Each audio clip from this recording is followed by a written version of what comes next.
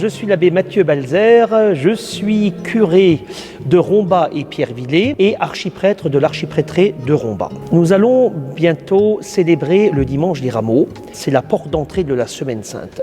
Ça rappelle l'entrée de Jésus à Jérusalem, puisque nous sommes en Terre Sainte, nous sommes en Palestine, nous sommes en Orient. Les gens avaient à l'époque coutume de couper des palmes aux arbres, quand, par exemple, entrait quelqu'un dans une ville, quelqu'un d'important, une personnalité, ça pouvait être un général vainqueur d'une bataille, ça pouvait être une personnalité religieuse ou politique, et donc les gens, pour manifester l'importance de celui qu'ils accueillent dans leur cité, eh bien, coupaient ce qu'ils avaient sous la main, qui ne coûtait rien, ils coupaient donc des branches aux arbres, ça pouvait être aussi des branches d'olivier, ou bien plutôt des palmes, et ils les agitaient en signe de reconnaissance de celui qui vient, mais aussi pour manifester leur joie, leur bonheur d'accueillir celui qui rentre. Ce que nous vivons dans la Semaine Sainte, donc du dimanche des Rameaux jusqu'à Pâques, n'est autre que le sommet de toute la foi chrétienne, de tout ce que nous vivons dans l'année liturgique. S'il n'y avait pas eu les événements de la Semaine Sainte, il n'y aurait pas eu de chrétiens, tout simplement. Le dimanche des Rameaux, l'Église rappelle cet événement dans la vie de Jésus, où Jésus est acclamé lorsqu'il rentre à Jérusalem quelques jours avant la fête de la Pâque juive, Pécha. Et c'est cela que l'Église commémore donc en bénissant les rameaux que nous avons. Chez nous, on bénit des buis, voilà, puisque c'est ça que nous avons le plus dans nos jardins, et en lisant également la Passion, parce que le titre exact du dimanche des Rameaux, de point de vue liturgique, c'est Dimanche des Rameaux et de la Passion du Seigneur. Et la Passion de Jésus, pour nous, c'est-à-dire l'amour de Dieu, pour nous les humains, se manifeste jusqu'à sa mort sur la croix. Et donc, le sens des rameaux se comprend dans cette passion que vivra Jésus, mourir pour nous ce sacrifice de sa propre vie, en signe d'alliance entre Dieu et l'humanité. Le jeudi saint, il y a deux événements que l'Église célèbre. Tout d'abord, il y a la messe chrismale.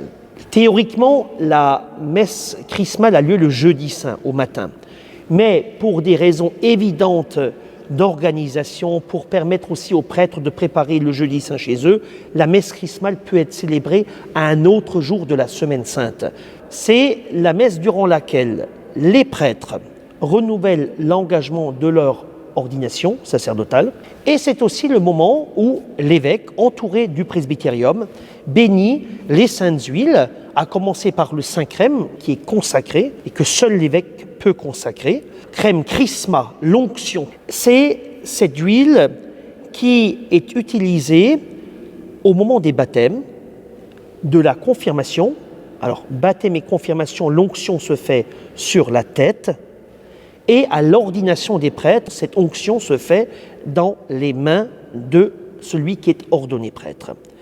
L'huile des malades, comme son nom l'indique, c'est l'huile que l'on donne au moment de la célébration du sacrement des malades. C'est l'huile qui rappelle la présence apaisante, guérissante du Seigneur à l'égard de ceux qui souffrent. Une huile de réconfort, de soulagement. Et puis, il y a l'huile des catéchumènes que l'on donne dans l'état préparatoire aux adultes qui sont donc baptisés. Et après, nous avons donc la messe de la Sainte Seine qui nous renvoie au dernier repas de Jésus avant sa passion et sa mort. C'est le repas où Jésus livre son testament. Et il est à noter que l'évangile du jeudi saint ne parle pas de l'institution en tant que telle de l'Eucharistie, puisqu'au cours de ce dernier repas, qui est le fondement même de l'Eucharistie, Jésus se lève de table pour laver les pieds et pour expliquer que ce qu'il lègue à ses apôtres, son testament, c'est le fait d'être serviteur. Le vendredi, l'Église célèbre la mort du Christ en croix et nous relisons le vendredi saint de nouveau la Passion, mais cette fois-ci en Saint Jean. Et donc c'est dans cette journée du vendredi saint que l'on peut célébrer deux célébrations distinctes. Tout d'abord un chemin de croix qui peut se faire à d'autres moments du carême aussi, et puis l'office de la croix, tout simplement, dans laquelle il y a tout d'abord la lecture de la Passion, en Saint Jean, il y a la vénération de la croix, et puis, dernier élément, on communie quand même, bien qu'il n'y ait pas eu de célébration d'Eucharistie.